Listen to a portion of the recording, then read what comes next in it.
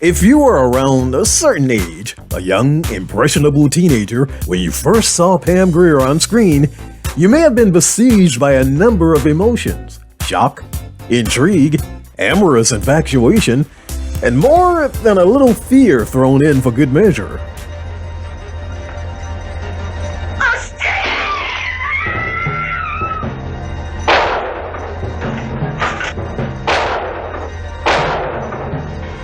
Pam Grier hit the scene in the 70s like no one else before or since. She would later be described by Quentin Tarantino as cinema's first female action star. Through it all, she has reached incredible heights, endured devastating lows, and very nearly became a long-forgotten casualty of the very era that made her a legend. Pamela Suzette Grier was born in Winston-Salem, North Carolina. Her mother was a nurse and her father an Air Force mechanic. Because of her father's military career, they moved frequently, including a 2-year stint in England. They later moved to Denver, Colorado. Pam also had a famous cousin, Roosevelt Grier, who played football in the NFL before becoming an actor himself.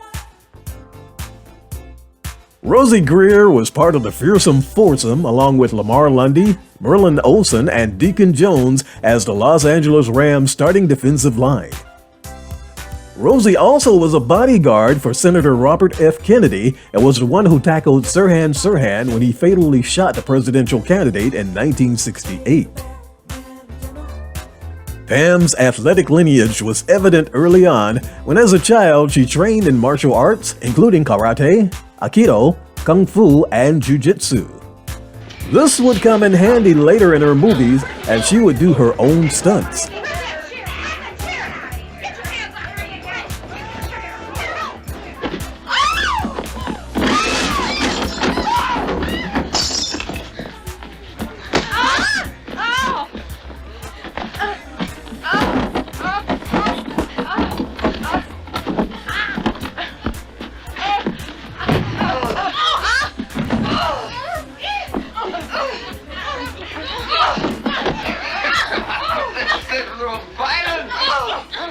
But Pam did not set out to become an actress. She really wanted to be a doctor.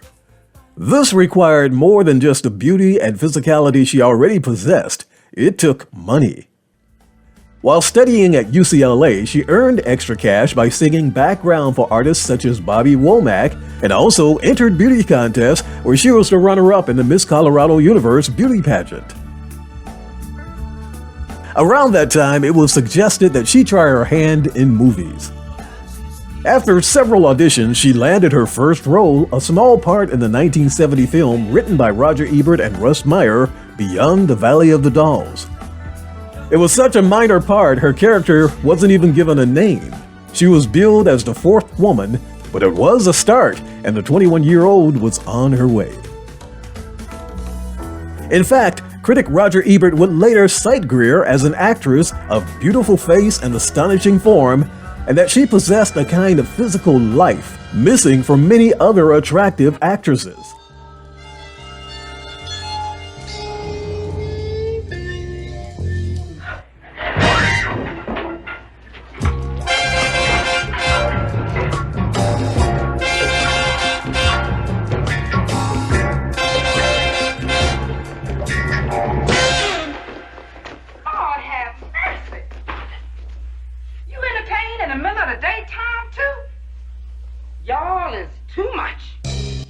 There was just a few problems.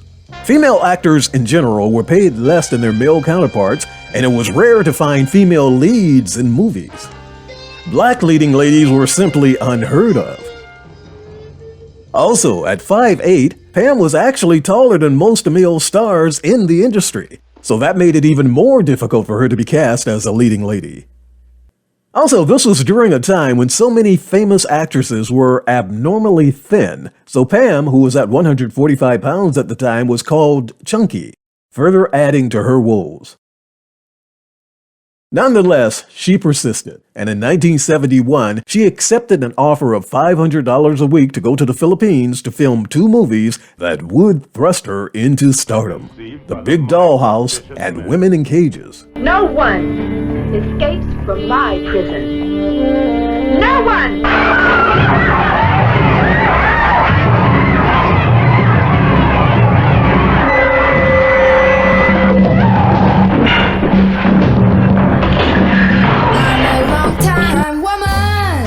Jack Hill reluctantly directed The Big Doll House.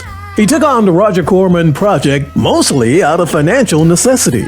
He absolutely hated the script and rewrote most of it, but was really proud of his newfound superstar discovery.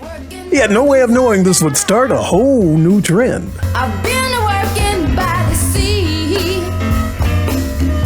been working in them cane fields, and I wanna be free. And to prove she was not just a pretty face, Pam also sang the opening theme.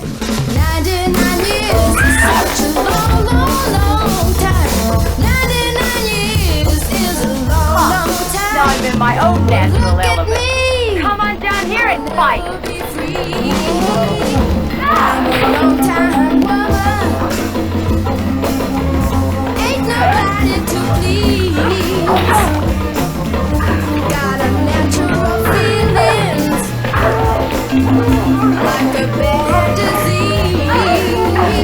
Now, if you feel that a $500 a week paycheck is not enough to entice you to jump on a plane and head to the steamy jungle settings in the Philippines to make a movie, consider that $500 a week in 1971 dollars, adjusting for inflation, would be over $3,500 a week in 2022. So yes, the cash-strapped budding cinematic icon leapt at the chance. But such an opportunity came at a steep price. While filming in the jungles of the Philippines, Pam contracted a deadly tropical disease. She lost all of her hair and was temporarily blind for almost a month. It took her nearly a year to recover, and she almost died.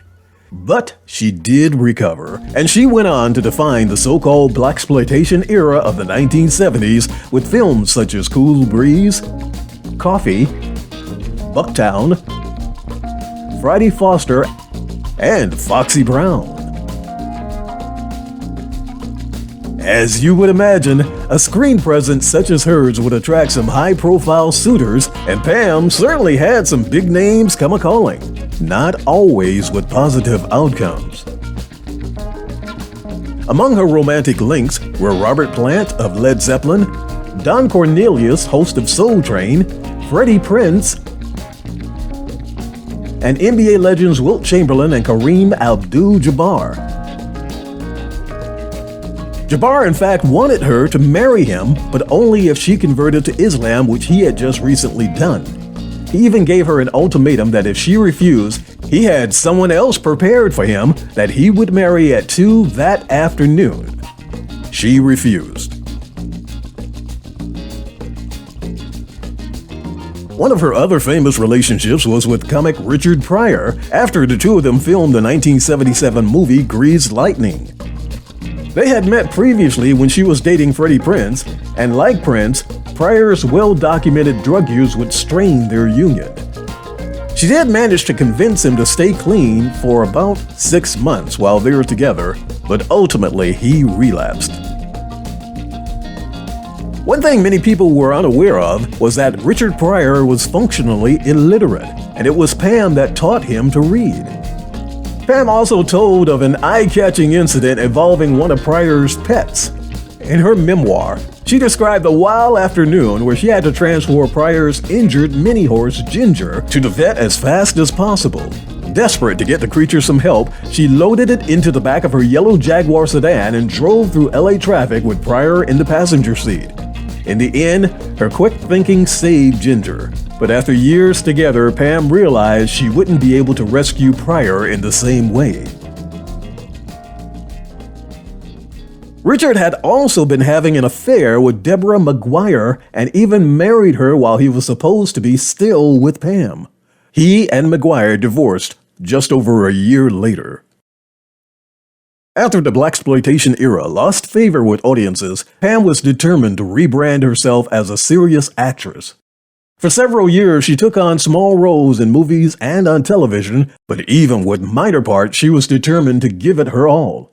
In 1981, she played a murderous, drug-addicted prostitute named Charlotte in Fort Apache, the Bronx.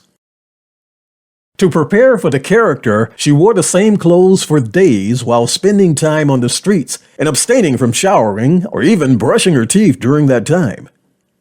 She was so much in character that when she showed up for the audition, she had to convince the secretary in the front office that she really was Pam Grier, who had an appointment to audition for Paul Newman, and not a street person looking to rob them. After the audition itself, Paul Newman was so impressed that he gave her a standing ovation. Other notable roles in the 80s included Night Court, The Cosby Show, Crime Story, Frank's Place, and she had a recurring role on Miami Vice.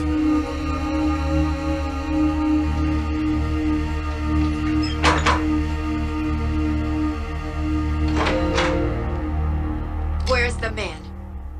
Pam played the ex-girlfriend of Ricardo Tubbs, and coincidentally, Pam was born on the exact same day as Philip Michael Thomas, who played Tubbs, May 26, 1949. In 1985, Pam also made her theatrical debut in Fool for Love in Los Angeles.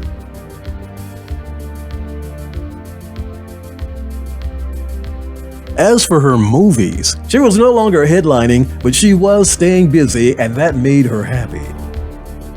Her elation was short-circuited in 1988 when she went to her doctor for a routine checkup. Pam was diagnosed with stage 4 cervical cancer and was told she had 18 months to live.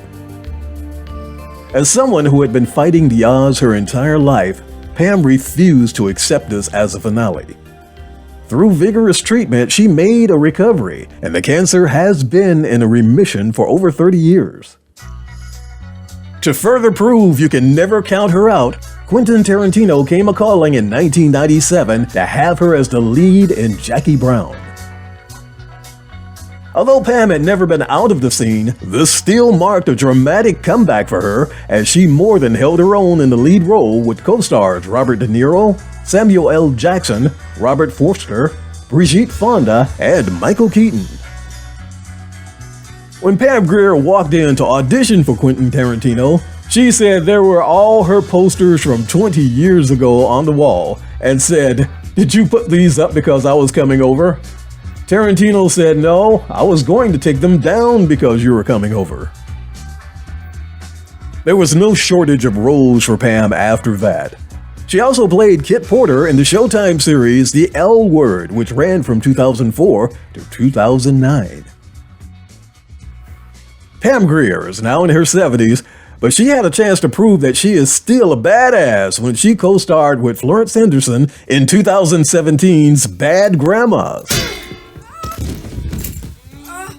The only good man is a dead man. Oh, he ain't dead. Come on, stay dead.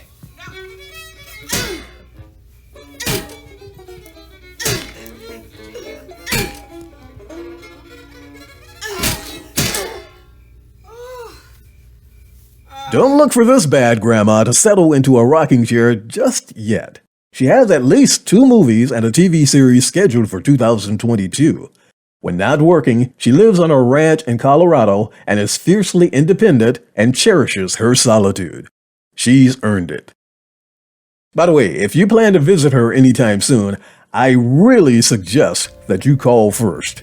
No telling how she or her friends may react to a stranger's Act like presence. you've never seen a dead body before.